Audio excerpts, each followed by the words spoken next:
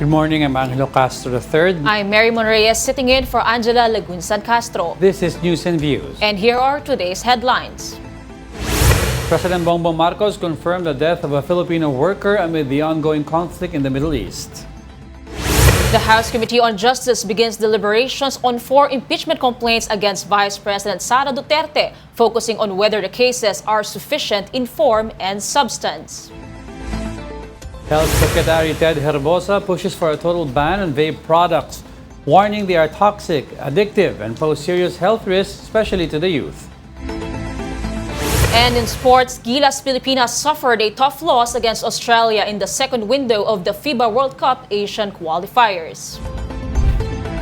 First in the news, President Bongbong Marcos has confirmed the first Filipino casualty in the escalating conflict in the Middle East. The president said Mary Ann Velasquez Rivera, a caregiver from Pangasinan working in Israel, was killed during a missile attack. According to Marcos, Rivera was assisting her elderly ward to a bomb shelter when they were struck before reaching safety. She died after being hit by shrapnel from falling explosives. Marcos assured the public that the Philippine government will extend full assistance to the family. At po ng tulong na kakailanganin ng kanilang pamilya ay ihahatid ng ating pamahalaan. Patuloy po ang ating pag-monitor sa kalagayan ng ating mga kababayan na nasa gitna nitong gera, patuloy pa rin sa Middle East. Asahan po ninyo na pagka meron tayong maire-report, ay ire-report ko po sa inyo kagad. Iran's Supreme Leader Ali Khamenei was killed during a large-scale military assault carried out by the United States and Israel. Here is the report. Oh my God! Oh my God! Oh my God! Oh my God! A missile strike was captured on video near a U.S. military base in Manama, Bahrain. Moments later, flames engulfed a nearby residential tower, reportedly hit during the same missile barrage. Missiles also rained down on Dubai's luxurious Palm Jumeirah district. Video shows establishments catching fire as explosions light up the skyline. In Doha, Qatar, loud blasts were heard both at dawn and late into the night as missiles were intercepted mid-air. Flares illuminated the sky as air defense systems countered incoming projectiles. Air raid sirens also echoed across Kuwait City. Kuwait International Airport was reportedly struck during the escalating airstrikes. Smoke billowed from Jebel Ali port after missile debris triggered a fire, according to Dubai authorities. Meanwhile, in Abu Dhabi, falling debris from an intercepted drone targeting Zayed International Airport killed 1 Asian national and injured 7 others. Missiles also poured into Tel Aviv. The Iron Dome defense system intercepted many of them, but some broke through. Israel has confirmed at least 1 fatality from the missile strikes. Similar interceptions were seen over the West Bank, Haifa, and Jerusalem. Authorities say the missiles that struck multiple Middle East countries were launched by Iran in retaliation. The escalation followed what Israel and the United States described as major combat operations against Iran early yesterday morning. Explosions rocked Tehran after missiles and drones reportedly targeted the capital, including the Iranian Ministry of Intelligence and the Presidential Office. Iranian state media has confirmed the death of Supreme Leader Ali Khamenei in the sudden strike. Khamenei had led Iran for nearly 4 decades. His daughter and grandchild were also reported killed, along with senior advisor Ali Shabkani. According to Israeli's army chief, the attack was the result of a long-standing coordination with the United States. U.S. President Donald Trump, who previously vowed to start new wars, defended the operation. Our objective is to defend the American people by eliminating imminent threats from the Iranian regime. We are going to destroy their missiles and raise their missile industry to the ground. It will be totally, again, obliterated. The U.S.-Israel attack on Iran occurred amid ongoing negotiations between Washington and Tehran regarding Iran's nuclear and ballistic missile programs. In response, Iran warned it would strike U.S. military bases across the Middle East, and neighboring countries have now been drawn into the conflict. Well, once again, Iran's Supreme Leader Ali Khamenei was killed during a large-scale military assault carried out by the United States and Israel. And so far, unfortunately, there's one casualty na from the Pinay, Philippines, yeah. yung caregiver, 32-year-old. And, well, unfortunately, bago pa raw sila makaabot ng safety, doon na nagkaroon ng explosion. So that's an unfortunate event. Pero ang mga authorities naman natin, they're, well, pushing forward to extend assistance sa lahat ng mga mangangailangan. All right, let's get insights from Dr. Romel Banlawi, President of the Philippine Society for International Studies. He's also the chairman of the Philippine Institute for Peace, Violence, and Terrorism Research. Good morning. Thank you for joining us. Yes, good morning, Angelo, and good morning, Angela. It's good to be back. All right. Well, let's start off with this. No, itong conflict na to that just escalated over the weekend. No, do you think this could become a wider regional war? Kasi yung tanong na marami, ito na nga ba ang tinatawag nilang possible mitya ng World War III? Yeah, in fact, regional consequences and global fallout arising from this conflict. As we can see, strikes have widened into a prolonged war already, a prolonged violent activities in the Gulf states. And it involves not only U.S. and Iran, but also other states in the Arab world. Now, it's causing a lot of fear among the civilian population, not only those residing in the Middle East, but also those overseas Filipino contract workers.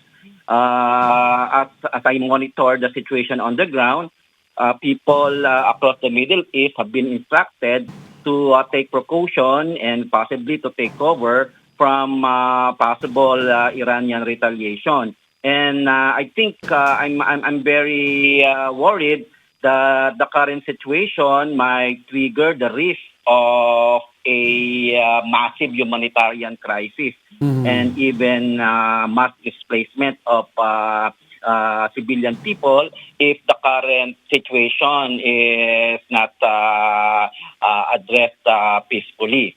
And we also know the global fallout. No, there is now the risk of nuclear proliferation. I am examining the actions from Iran, and I fear that Iran might accelerate its current nuclear development. And with the support of the Iranian people, the Iranian government right now is more convinced to develop their nuclear weapons in order to retaliate against U.S. and Israel. And we already see a lot of fear going on around the world, that this current situation could spiral into a global war. Yung iba, sinasabi nila, this will be a World War III in the making, but I hope we will not lead to that situation because it will really affect the whole world. But I'm more concerned about its consequences for the Philippines, especially our overseas Filipino contract workers in the Middle East. Well, Prof, you mentioned kanina yung Iranian people. No? Several reports have come in. Medyo they are torn. No? In other words, hati-hati sila eh. May mga talagang happy na nangyari to because yung mga part of the oppressed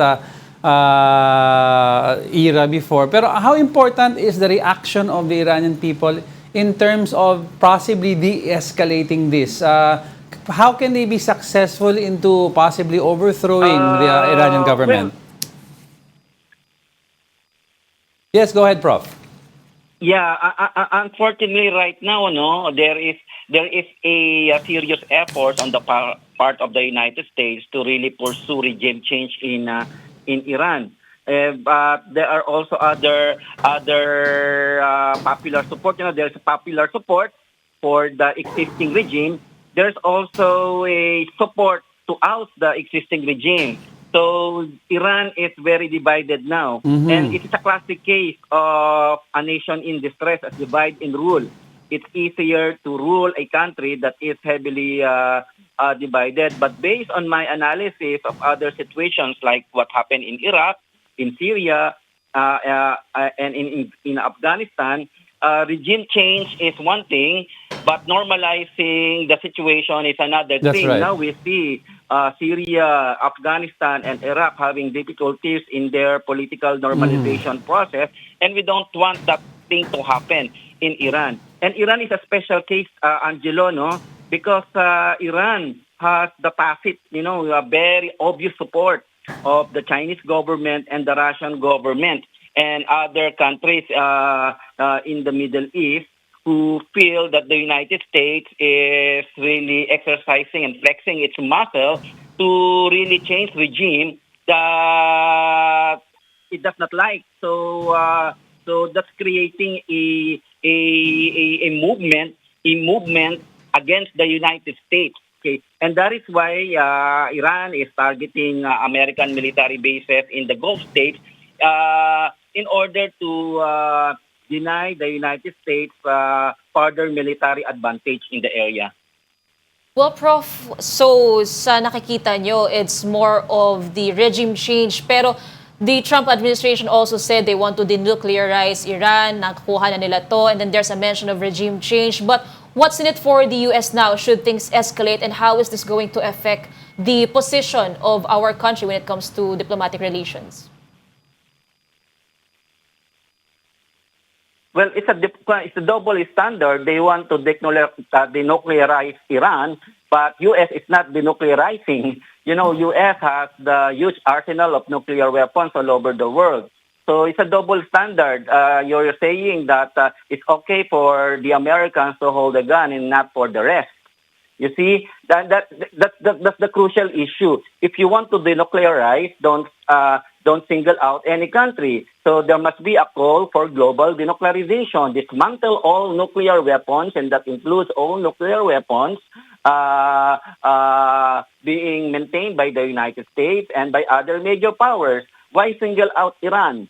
So that's the double standard that we are seeing now, and that is now the current debate now on why the United States is forcing Iran to denuclearize, considering that it has the huge arsenal of nuclear weapons in the world, and that would also have serious implications for Russia, for China, and other nuclear power states. So for me, if there is a call for denuclearization, let us not single out Iran or let us not single out North Korea or any other countries, but it must be a global call for denuclearization because we don't need weapons of mass destruction. According to the United Nations, proliferation of weapons of mass destruction is one of the greatest threats to international peace and security. So if you want to call for denuclearization, then we need to make it a global responsibility and not single out any nation. We're talking about now yung Russia Yeah. and China, no. Madami nang nagsasabi we should take a look at these two countries carefully when this conflict was started because importante magiging reaction nila. May nagsasabi din that they don't think Russia will involve themselves given na they're also preoccupied sa Ukraine war. Kulang na daw sila ng bala, kulang na sila ng tao. They couldn't even contend with Ukraine easily as expected dapat. So, sino dapat ang isa pang major player na titignan natin aside from these two? Should we take a look at North Korea? Yes. But right now, even if we will get the official statement of these countries, they are calling for all parties involved in the conflict to stop their current violent activities, make a ceasefire, pursue a ceasefire, and go back to diplomacy and iron out their differences by talking. So, that's the call of ASEAN members, that's the call of China and even Russia. See, because they don't want this conflict to trigger another violent activities on a global scale because that will really have huge economic shockwaves. Right now, we can see that all markets have already reacted sharply. And I fear that if the current situation is not de-escalated, then we will see huge implications for the Philippines in terms of the prices of oil, increase the prices of oil, and this will have tremendous inflationary effect. And the situation of the Filipino people will be worse as a result of this conflict, especially yung mga OFWs natin na naapektuhan, na nahinto sila sa trabaho. Pag nahinto sila sa trabaho, then they will not be able to send money to their people, to their loved ones back in the Philippines. So the economic impact is really huge. That is why there is a global call for a ceasefire. There's a global call for U.S. and Israel to stop their violent activities against Iran, and there's also a global call on Iran to stop its retaliation, because it's affecting not only the Gulf region but also the whole world. So now is the time to go back to the diplomacy rather than military activities. All right, Prof, last question for us. Iran's supreme leader is presumably and reportedly dead, but how big of an impact does this have sa motives or agenda ng Trump administration and the supposed regime change that he is extending to the Iranian people?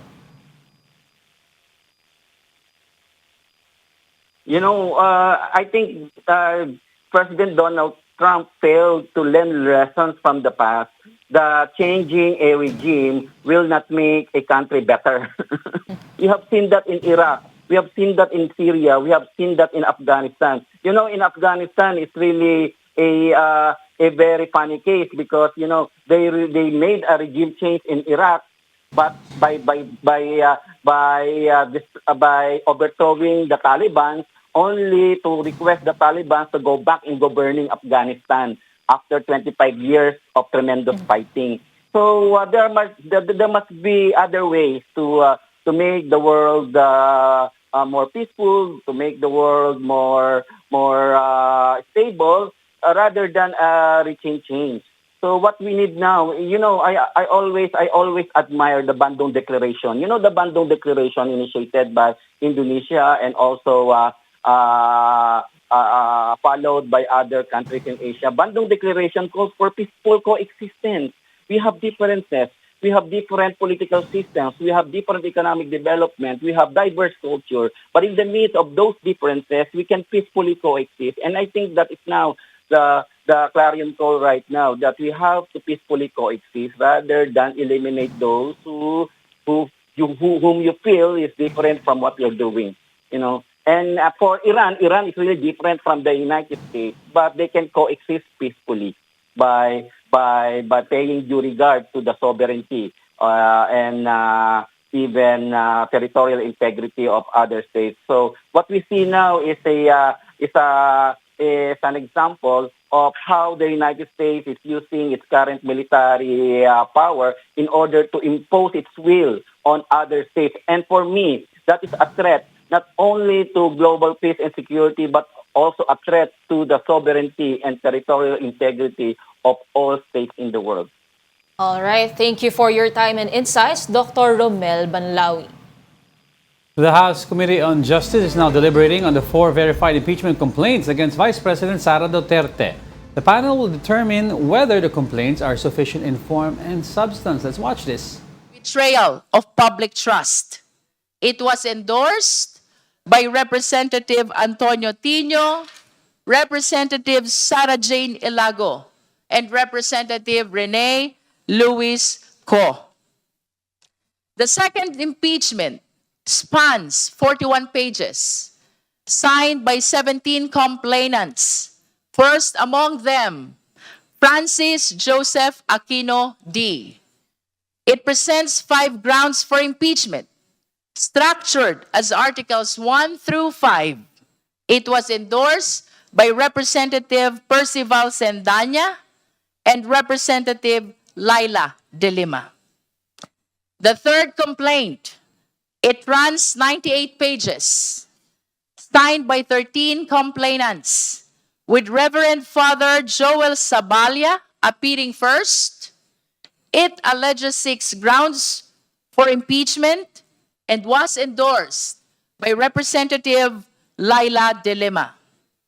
The fourth impeachment complaint, It consists 72 pages, filed by a single complainant, Attorney Nathaniel Cabrera. It sets out 7 articles of impeachment and was endorsed by Representative Bienvenido Abante Jr. and Deputy Speaker Francisco Paulo Ortega V. Our task now is to discharge our duties, to examine, to scrutinize, and to evaluate these 4 impeachment complaints. Ang tungkulin natin ngayon ay malinaw. Suriin ng patas at may integridad ang bawat reklamo. Today, we begin with sufficiency in form. At this stage, we are not weighing evidence. We are not determining guilt. We are simply asking procedural questions. Are the complaints properly verified? Do they comply with the requirements under the Constitution and the rules of the House on impeachment? Are they properly endorsed? Do they meet the formal thresholds required to proceed? Esteemed colleagues, this requires discipline. We must read thoroughly. We must review carefully. We must ensure that every requirement is met before any complaint moves forward. Ito ay hakbang na tila teknikal, ngunit napakahalaga. Sa bawat dokumentong sinusuri, nakasalalay ang kredibilidad at integridad ng buong proseso. If any of these complaints are found sufficient in form, the committee will then proceed in subsequent hearings to determine sufficiency in substance or whether the allegations constitute impeachable offenses under the Constitution. However, this is important. The allegations must not only be assumed true, they must also be credible on their face. In other words, impeachment cannot be built on rumor. It must stand on allegations that are serious, specific, and constitutionally anchored. For this process, we will proceed methodically. We will proceed transparently. We will proceed fairly.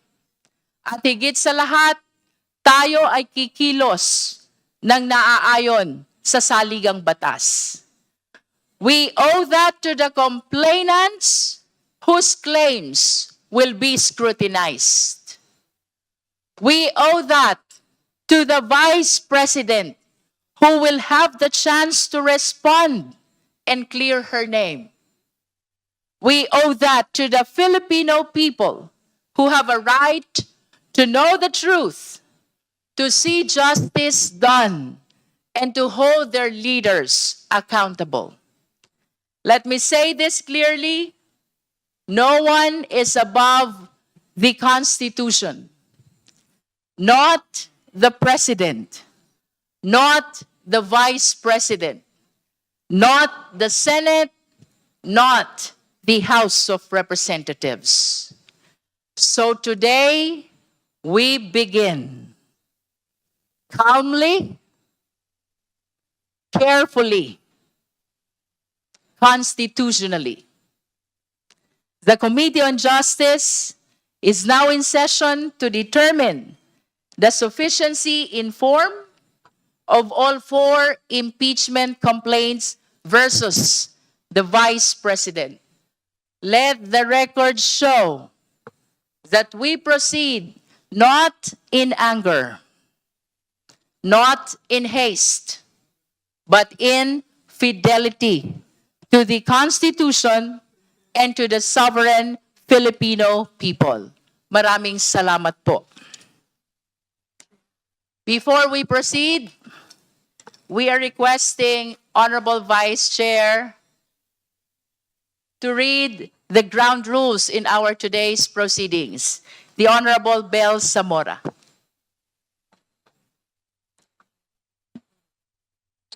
Good morning, everyone. Quick reminders lang po. May 39 regular members tayo sa komite. Ang quorum ay 1/5. Ibig sabihin, 8 miyembro ng komite ang kailangan. Ex-officio members, namely the Speaker, Deputy Speakers, Majority at Minority Leaders at Deputies, at ang Chairperson ng Committee on Accounts ay kasama sa bilang may boses at may boto. Kung mayroong miyembro na may gustong sabihin, makipag-ugnayan lang sa Committee Secretary para maisama kayo sa listahan. Salitan ang pagsasalita ng miyembro ng minorya at mayorya at may 5 minuto ang bawat gustong magsalita. Sisikapin natin na unahin ang miyembro ng minorya na susundan ng miyembro ng mayorya sa kanilang pahayag. Kung mayroon lalabis sa 5 minuto, pagbibigyan natin sila sa second round.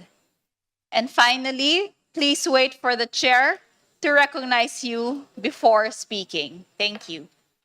Thank you, Honorable Zamora. Now we will proceed to hear the sponsorship speeches of the endorsers of the 4 impeachment complaints.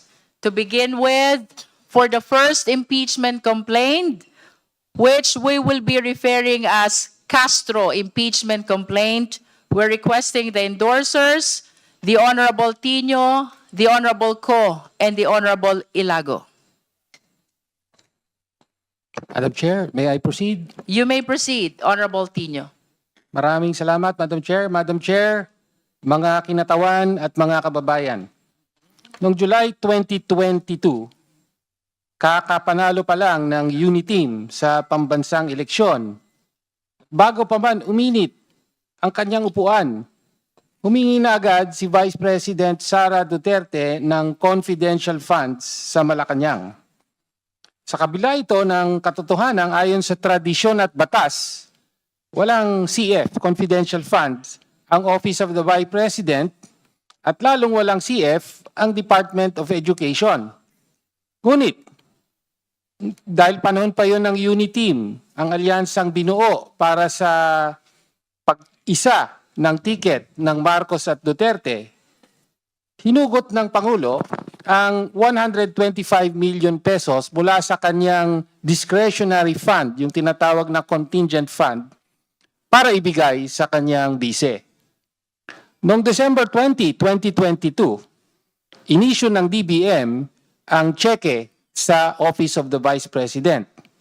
At sa loob lamang ng 11 araw, sa gitna ng Pasko at Bagong Taon, inulat ng OVP na simot na ang 125 million pesos. 125 milyong piso nilustay sa loob ng 11 araw.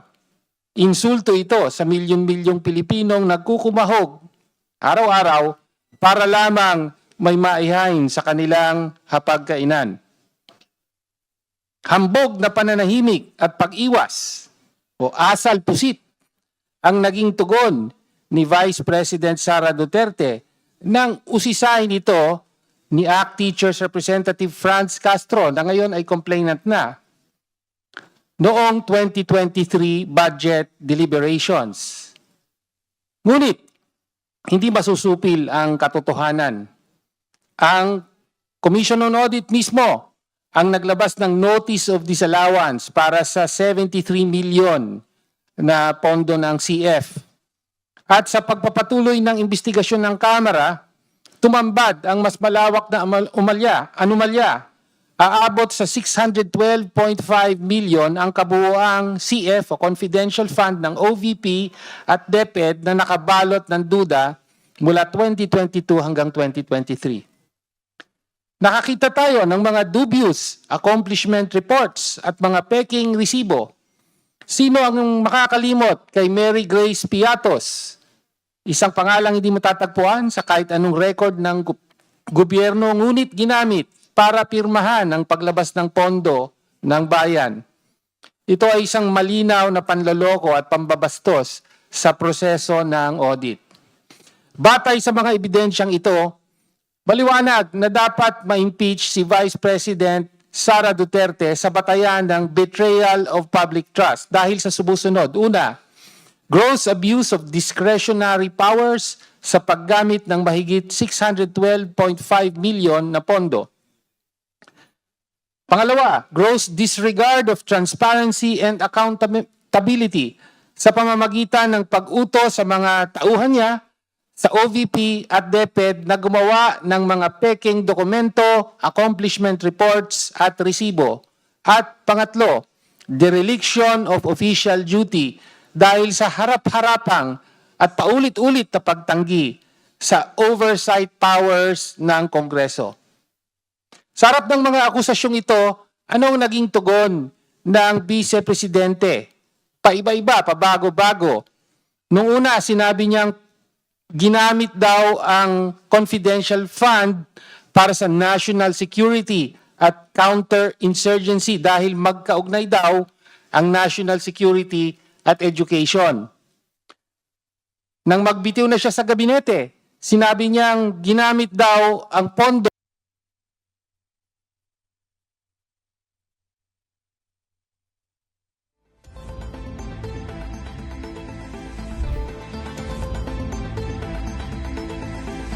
Well, may technical difficulties tayo, but you are watching Representative Tino giving his speech on the position of yung impeachment complaint filed against the Vice President Sara Duterte sa Committee on Justice ito, no? Yes, currently ongoing. And yung ina sa titingnan nila dito is yung sufficiency in substance and form. Pero again, we'll be back with more stories after the break. Keep it here on One News.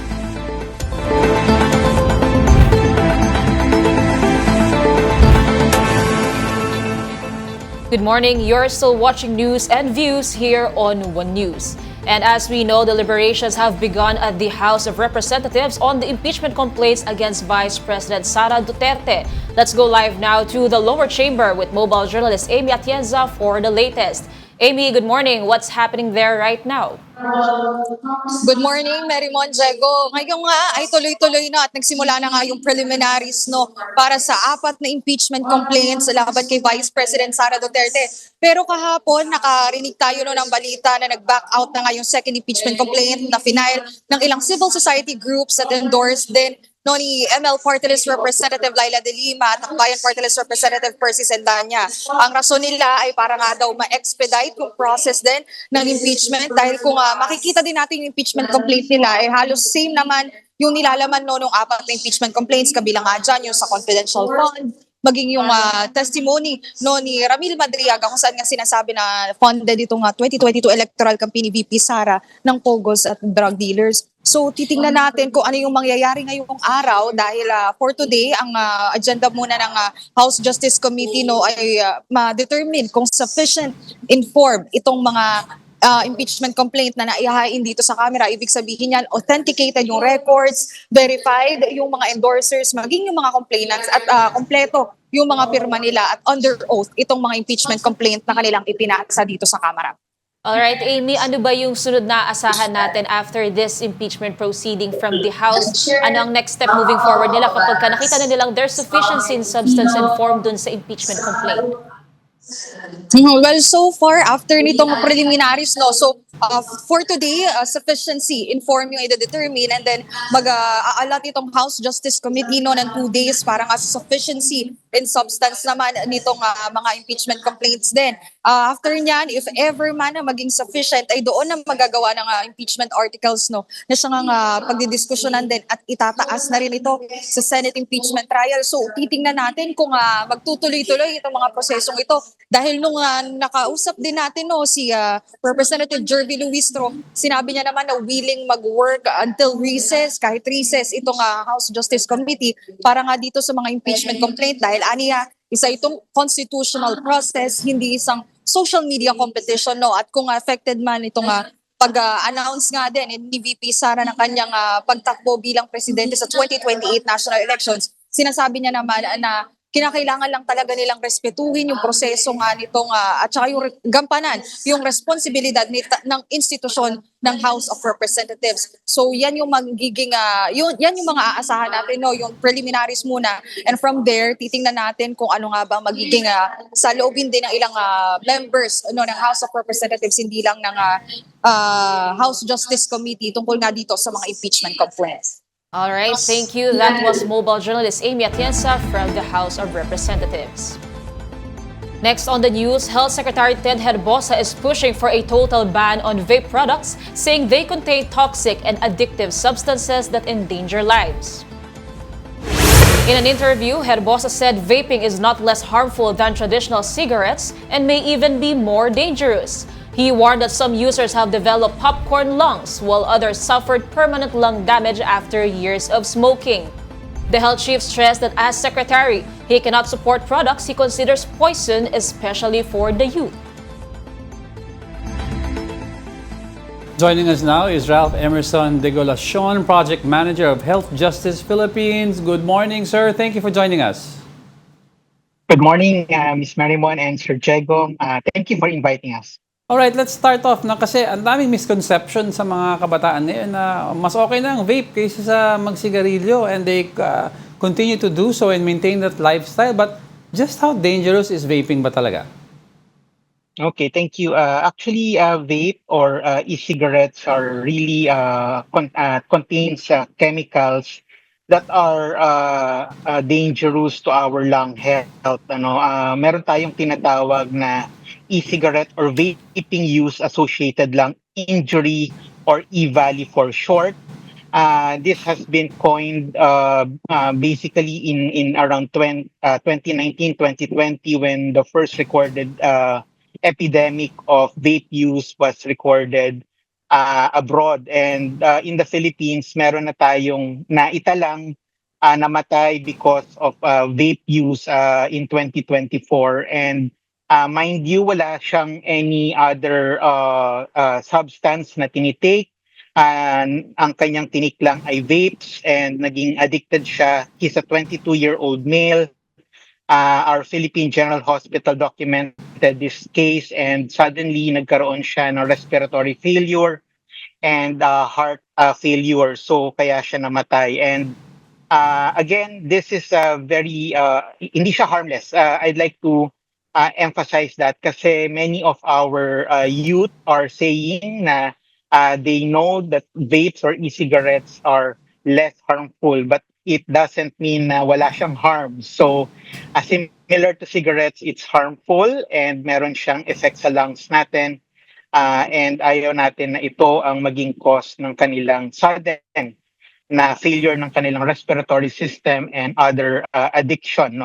Marami pong karugtong na sakit, and ngayon pa lamang po na-document in recent years. While we know that they are equally bad, no, yung smoking and vaping, but parang mas madaming reported na mas mabilis na failure sa lung failure or a rapid decline of health for people who use vape. Kasi karamihan sa reports ng cigarettes, you have emphysema, you have lung cancer, which is medyo matagal bago mo makita ang effects, and long studies have been made. Ano ba yung chemical mismo sa vape that causes yung rapid decline? Yeah, actually, ang number one dito is yung concentrated siya sa maraming concentration ng chemicals ang vape, and isa ito yung diacetyl, which is common to cause popcorn lung. Ralph? Na chemical na dito sa vape, no? And because of that concentration. Yes, Ralph, yung signal mo nagpa-fluctuate. Can you repeat that? Okay, is my signal clear na po? Ngayon, yeah, it's better now, yeah. Okay. So once again, yung diacetyl is one chemical, another is yung nicotine, and all of these are more concentrated sa mga e-cigarettes or vapes. Marami pa hong chemicals actually, hindi ko pa na-mention, but all of this, yung kanyang cause is nagko-concentrate or nagiging ano siya, no, nagiging obstruction sa ating lungs. And at the same time, yun nga, akala natin we are using an ordinary or harmless product, and then later on, bigla na lamang sisikip yung ating paghinga to the point na you need to really go immediately sa emergency room. Kasi, yun nga, at first, some people, especially young people, many are using it dahil akala nila it's just water vapor. It's not water vapor. It's not vapor na walang harm. So merong mga chemicals po yan katulad ng nabanggit ko. And sadly, yung nicotine talaga will later on put you into that addictive behavior kung saan hahanap-hanapin mo kahit na hindi naman needed ng iyong katawan ang vape. Well, currently we have regulatory laws lang dito sa mga vaporized nicotine and non-nicotine products. Pero tingin niyo po ba dapat total ban na ang gawin? Well, we understand it's also an industry giving, business in and outs of the country. Pero dapat ba ihinto na talaga itong lahat? Yes, Ms. Merriman. Actually, since 2018, we have been warning our government about e-cigarettes and even itong mga nag-a-appear na bagong nicotine delivery products. No? Marami pa po yan, hindi lang po yung e-cigarettes or vape na nakikita natin. Merong mga nicotine pouches, meron pang nag-a-appear na mga heated tobacco products. Lahat po itong mga itong mga produktong ito ay ever since 2018, we've been calling for an immediate ban. Because in public health, when we see these kinds of products na sinasabi nga nilang harmless or less harmful, ay actually, ganito rin po nagsimula ang tobacco or ang cigarettes in, 40 or 50 years ago. At ang sabi nga namin, when the use of these addictive products are still manageable, ang best case or ang tinatawag sa public health na precautionary principle is to ban one. Just to share to your audience, before our vape law, the Philippine government regulated formally vapes in 2022. In 2021, ang gumagamit lamang po sa Philippines, particularly sa kabataan, is around 2.3% of the youth between 10 to 19 years old. But after the vape law was implemented, nasa 4.8% na po or in 2023 ang gumagamit nito. And that is equivalent roughly to around between 1 to 2 million users. Kabataan pa lang po ito. No? So some adults naman, it also increased. No? Kung titignan natin ang statistics ng government natin, ay from 19% in 2021, it is now 24.4% in 2023. So that's roughly around 2 million adults are already vaping. And we don't want this to further increase. Kaya po ang aming panawagan is really to support banning kasi 8 out of 11 ASEAN countries already banned e-cigarettes or vapes in their jurisdiction. Alright, so yung call nyo is total ban, pero pinag-uusapan dito regulating it, especially online. Kasi some groups naman are pointing out to the fact na ang problema is the online selling, not really so much yung physical selling.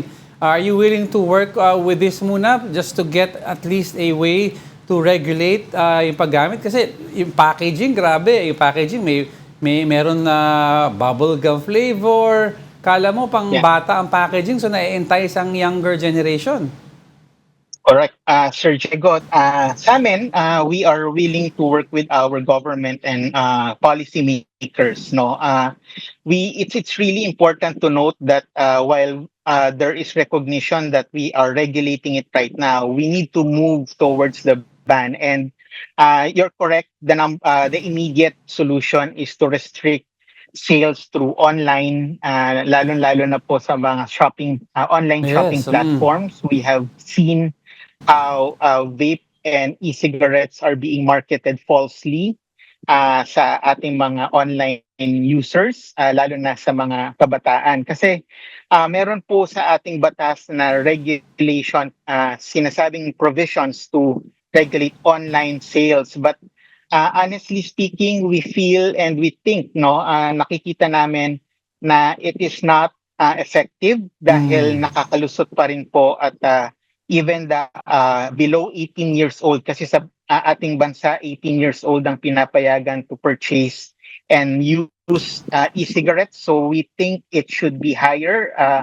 Our push is really to make it around 25 years old dahil nandoon daw ang parang pinaka medically sabihin na nating maturity of anyone who's using these kinds of substances. It should be around 25 years old. So increase natin and then ban vaping sa online, yung sales niya, and of course yung flavors. Very important na matigil yung pagbebenta ng mga may flavors po, kasi tama po kayo doon. Marami sa mga flavors. There are around 15 to 17,000 flavors out there, to be honest. At karamihan dito are marketed to kids or young people, like yung mga fruity, yung mga desserts. Very alarming kasi desserts and fruits, these are really very familiar sa mga kabataan nating nandito, no. So yun po yung mga first good steps, but our government needs to set those targets immediately. Oo nga, meron pang mga soft drinks flavored, mga pagkain pa na very enticing, especially sa mga kabataan. Pero moving forward, kung magkaroon ng total ban, ano kayang alternatives ang pwede, especially for those na baka masyadong napaaga yung paggamit nila ng vape, so naging parte na ng quote-unquote sistema nila. Meron mga lumalabas kasi ng mga herbal daw na alternatives, pero for those kaya na baka magkaroon ng withdrawal symptoms, ano yung pwedeng alternatives nila to cope should a total ban take place? Ang pinaka-importante po nating i-note is we need to go back to our cessation program, and this is provided by the Department of Health, no. So number one, important na mag-seek ng professional help from our medical professionals or cessation counselors. So meron pong quitline na tinatawag ang Department of Health sa Lung Center of the Philippines and public hospitals all over the country.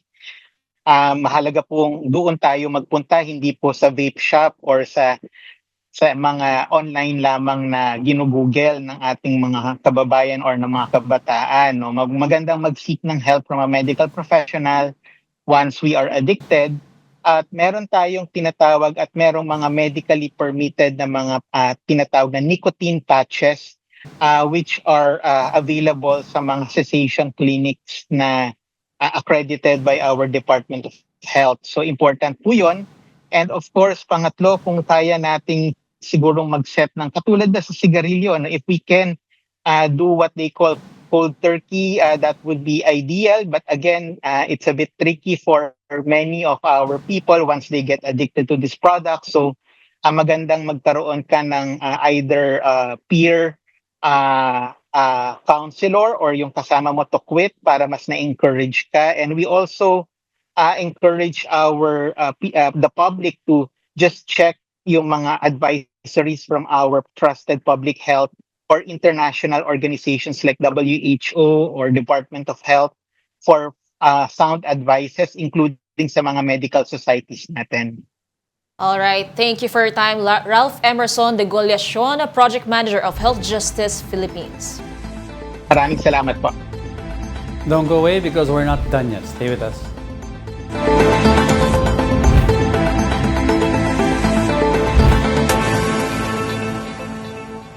Welcome back. You're still watching News and Views here on One News. The Department of Science and Technology is stepping into the AI space with a homegrown chatbot designed to keep government data secure while making information more accessible to Filipinos. Mobile journalist Fatima Baduria has the report. The Department of Science and Technology is developing a Filipino version of an artificial intelligence-powered chatbot. The natural language interface called Itanong is a database that aims to make information accessible and secure to Filipinos. What we are offering is a secure and accessible way for users of any stature, regardless kung technical ka or hindi, to have access to sensitive and private data within the organization without exposing yung mga data na yon. He says that unlike popular commercial models, Itanong protects sensitive information from being used for AI training.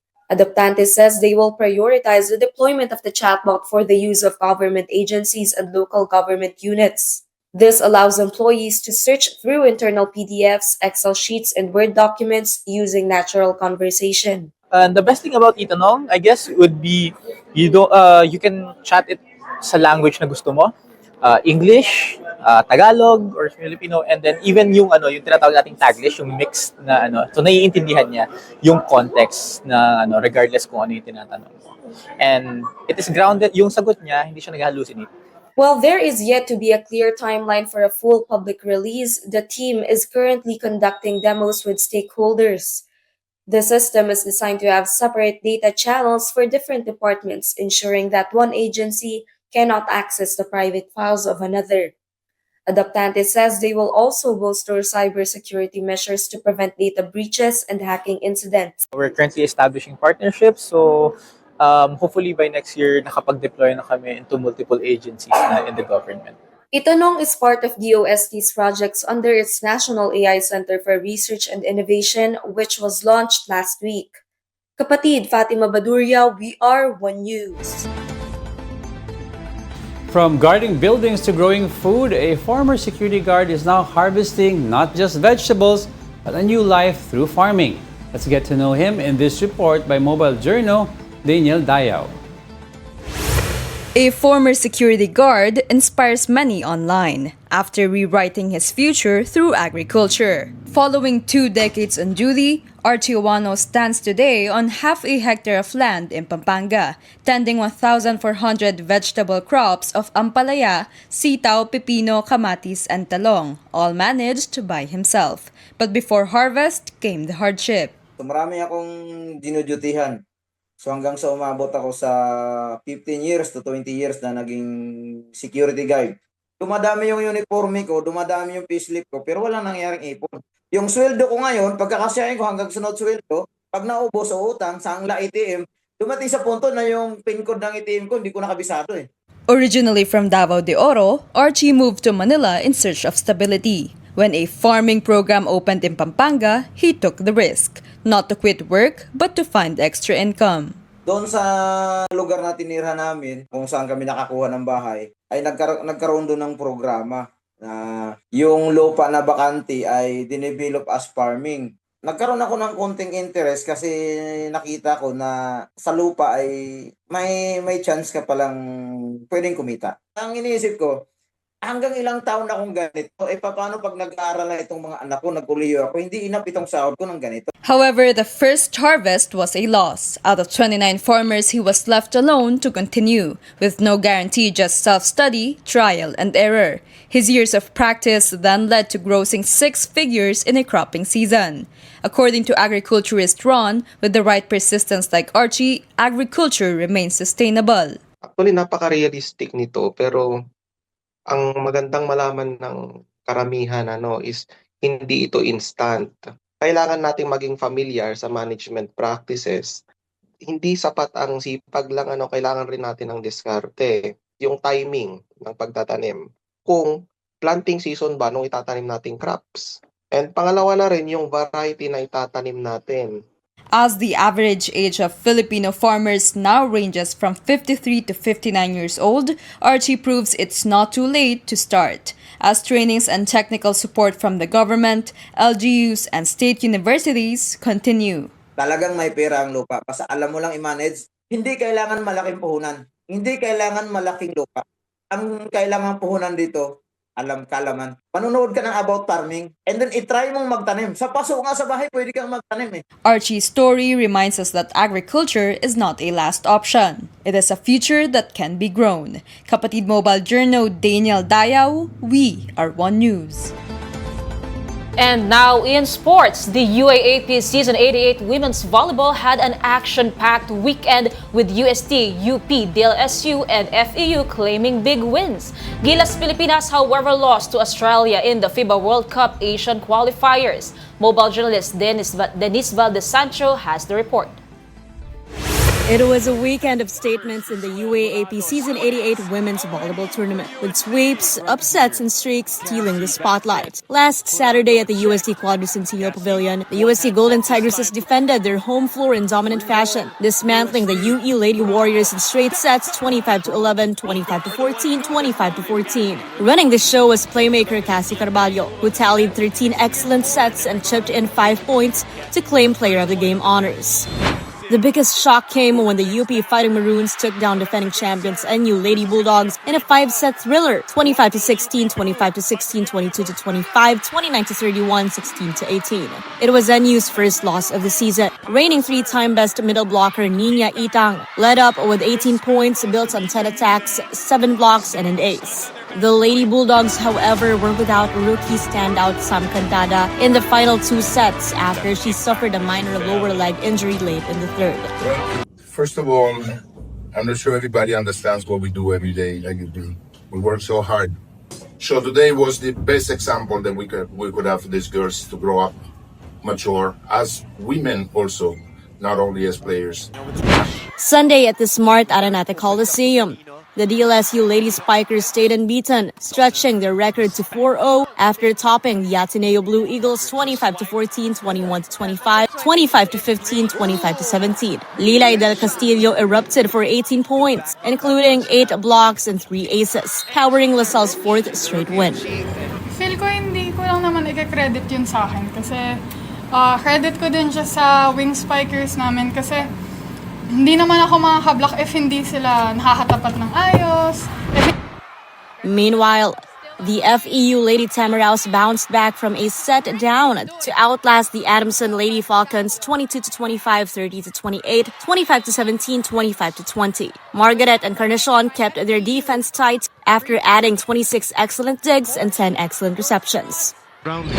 On the international stage, Gilas Pilipinas once again couldn't solve the Australian riddle in the 2027 FIBA World Cup Asian qualifiers. Team Australia pulled away in the second half to hand the Nationals a 93-66 defeat Sunday night at the Mall of Asia Arena. Gilas kept it close early but ran out of gas after the break, absorbing their second straight loss in window 2 and finishing their homestand without a win. Kapatid Denise Valdez Sancho, we are One News. And that wraps up today's episode of News and Views. Join us again tomorrow. I am Mary Monreyes sitting in for Angela Lagunsad Castro. Nemang Angelo Castro III, kapatid, we are One News. All sides, all the time.